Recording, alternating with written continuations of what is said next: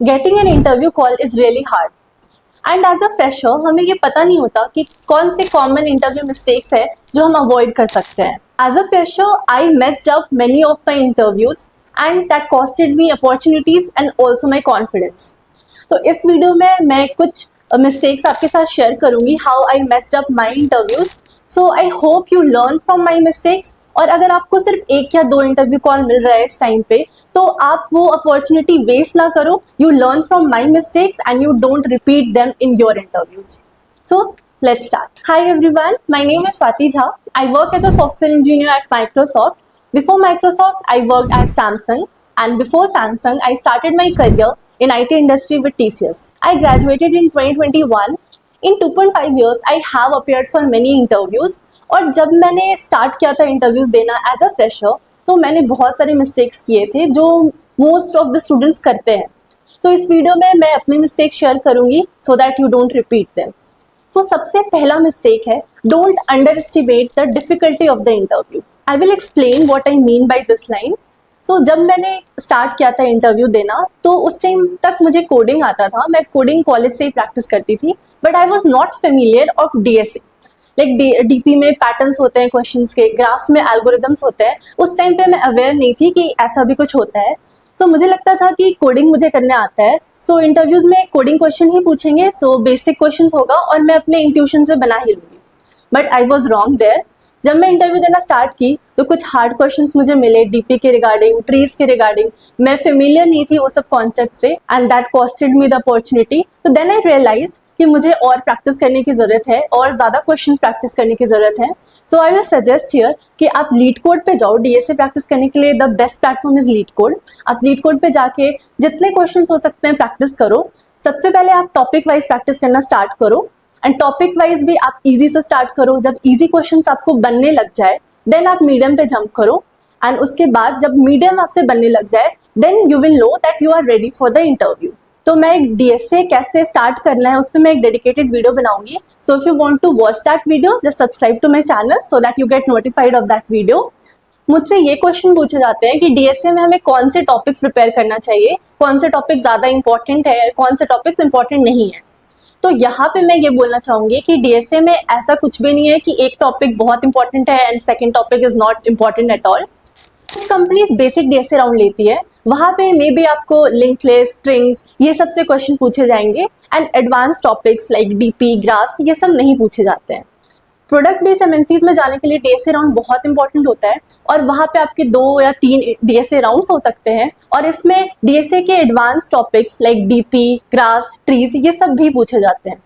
तो अगर आप सारे टॉपिक्स प्रिपेयर करते हो तो you will be ready for all of these companies. But अगर आप सिर्फ बेसिक अगर पढ़ते हो, then you will not be ready for the top product based MNC. तो इसलिए यहाँ पे आपको सारे टॉपिक्स प्रिपेयर करना चाहिए. सिर्फ ये नहीं करना है कि इजी टॉपिक्स प्रिपेयर करके एडवांस टॉपिक्स छोड़ रहे हो. Now coming to my second mistake, neglecting the non technical part of the interview. So I practiced a lot of questions and now I was prepared for the coding part, but I was not prepared for the behavioral part.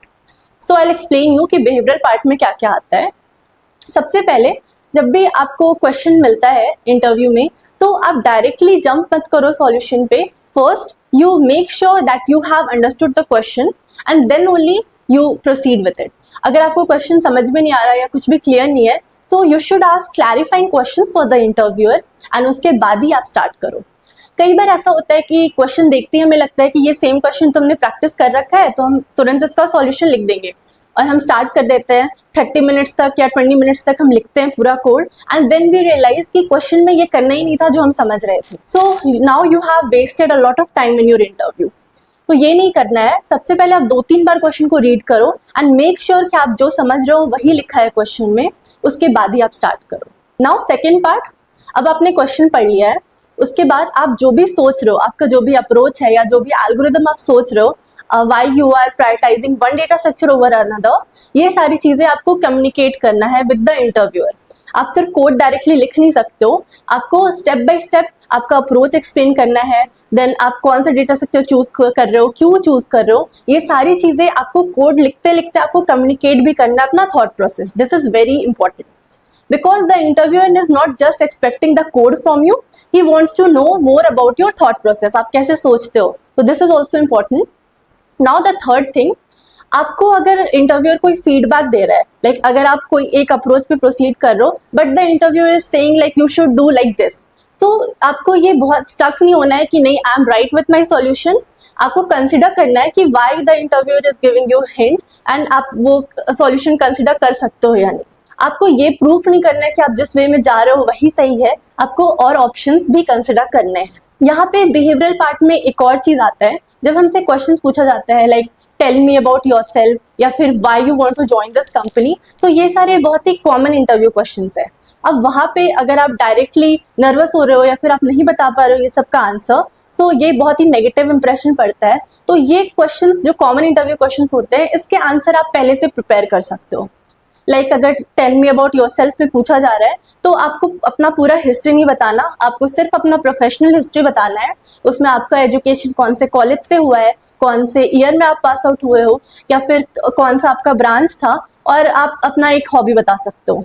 बस इतना ही आपको बताना है, short रखना है अपने introduction को। फिर आपसे अगर पूछा जाता है why you want to join this company, तो आपको पहले से आप जिस कंपनी का इंटरव्यू दे रहे हो उसके बारे में अच्छी नॉलेज होनी चाहिए। So with this coming to my third mistake, मुझे लगता था कि having a good resume and general knowledge of the industry was enough, लेकिन ऐसा नहीं होता। The interviewer wants to know that you are genuinely interested in the company. तो इसके लिए आपको कंपनी के बारे में पहले से रिसर्च करना होगा। जिस भी कंपनी के लिए आप इंटरव्यू दे रहे हो, अगर आप स्टार्टअप के लिए दे रहे हो तो वो कंपनी क्या करती है, उसमें कौन सा टेक स्टैक यूज होता है, कंपनीज के वैल्यूज क्या है, इस तरह के क्वेश्चंस आप आंसर कर पाओ इंटरव्यू में, इसके लिए आपको प्रिपेयर होना है। इसके अलावा ये भी इंपॉर्टेंट है कि आप जिस रोल के लिए अप्लाई कर रहे हो आपको क्लैरिटी हो कि आपने कौन से रोल के लिए अप्लाई किया है।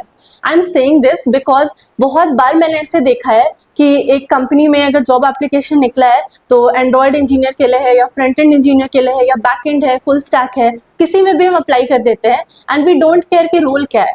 बट अगर आप इंटरव्यू दे रहे हो तो सबसे पहले जाके देखो कि जॉब रिक्वायरमेंट्स क्या है और आपको रोल क्लैरिटी है कि आपको करना क्या है कंपनी ज्वाइन करने के बाद। ये इंटरव्यू के टाइम ही क्लैरिटी होना is very important. Coming to fourth mistake, not asking questions in the interview. Interview के एंड में हमेशा हमसे पूछा जाता है do you have any questions for me, और मोस्ट ऑफ द स्टूडेंट्स उसका आंसर देते हैं नो। हो सकता है कि स्टूडेंट्स नर्वस हो जाते हैं इंटरव्यू के बाद और उस टाइम पे क्वेश्चंस फ्रेम नहीं कर पाते, या फिर उन्हें लगता है कि asking questions will make them look arrogant, but ऐसा नहीं है। आपको क्वेश्चंस पूछना चाहिए स्टेज पे। इससे आपके दो फायदे होंगे। सबसे पहले तो इंटरव्यूअर को लगेगा कि आप जेन्युइनली इंटरेस्टेड हो कंपनी में, आप काम के बारे में पूछ सकते हो, कंपनी के कल्चर के बारे में पूछ सकते हो। और दूसरा फायदा ये होगा कि आप जिस कंपनी के लिए इंटरव्यू दे रहे हो आपको पता चलेगा कि वहाँ पे आपके रोल के बारे में पता चलेगा, जॉब एक्सपेक्टेशंस पता चलेंगी, और आप कंसिडर कर सकते हो कि after getting the offer you really want to join that company और नॉट। तो अगर आप इंटरव्यू के टाइम पे नर्वस हो रहे हो और क्वेश्चंस नहीं सोच पा रहे हो तो आप 3-4 क्वेश्चंस पहले से ही सोच कर रखो और मेक श्योर कि जब आपसे पूछा जाए do you have any questions for me, आप उसमें क्वेश्चंस पूछो। Coming to my fifth mistake was not giving mock interviews। हो सकता है आपने बहुत अच्छे से प्रिपेयर किया है, आपने कोडिंग बहुत प्रैक्टिस किया है, आपने कंपनी के लिए रिसर्च भी की है और आप फॉलो अप क्वेश्चंस भी प्रिपेयर कर रखे हो, और जितने भी इंटरव्यू क्वेश्चंस होते हैं, कॉमन इंटरव्यू क्वेश्चन, सबका आपने प्रिपेयर किया है। But then also in the real interview scenario you are not able to perform well. ये होना बहुत ही कॉमन है बिकॉज रियल इंटरव्यू सिनेरियो में you can get nervous and you can lose confidence. तो इसके लिए बेस्ट ऑप्शन है कि आप मॉक इंटरव्यूज दो। मैंने ये मिस्टेक की थी, I directly appeared for the real interview. इससे ये हुआ था कि first few interviews I learn from my mistake and then I perform well in the other interviews. But अगर आप पहले ही बहुत सारे मॉक इंटरव्यूज दे देते हो तो in the real actual interview you will definitely perform better. इससे ये होगा कि you will have someone to evaluate your performance, someone will give you feedback and you will have someone to challenge you with follow up questions. So आप try करो कि जितना ज़्यादा हो सके आप मॉक इंटरव्यूज दो, और जब भी आप लीड कोड पे क्वेश्चंस प्रैक्टिस करते हो तो मेक श्योर कि आप टाइमर के साथ प्रैक्टिस करो, क्योंकि रियल इंटरव्यू में 45 मिनट्स होता है। तो आप देखो कि आप कितने देर में मीडियम लेवल क्वेश्चंस बना पा रहे हो। अगर कोई आपका मॉक इंटरव्यू लेने के लिए नहीं है अवेलेबल तो आप खुद से ट्राई करो कि आप क्वेश्चन का कोड कंप्लीट करने के बाद आप उसको एक्सप्लेन कर पा रहे हो या नहीं। आप कैमरा ऑन कर सकते हो, आप व्हाइट बोर्ड का यूज कर सकते हो, और आप खुद को एक्सप्लेन करो कि आप कितने अच्छे से अपने सॉल्यूशन को एक्सप्लेन कर पा रहे हो। That will prepare you well for your interviews. These were some of the mistakes I did in interviews in my early days. I hope by sharing them I can help you avoid them. So you should remember that interview is an opportunity to show who you are, what you are capable of, and why you are best fit for the role. So make sure you prepare well and give your best. Good luck for your interviews. Make sure you follow my channel for more such content. See you in the next video.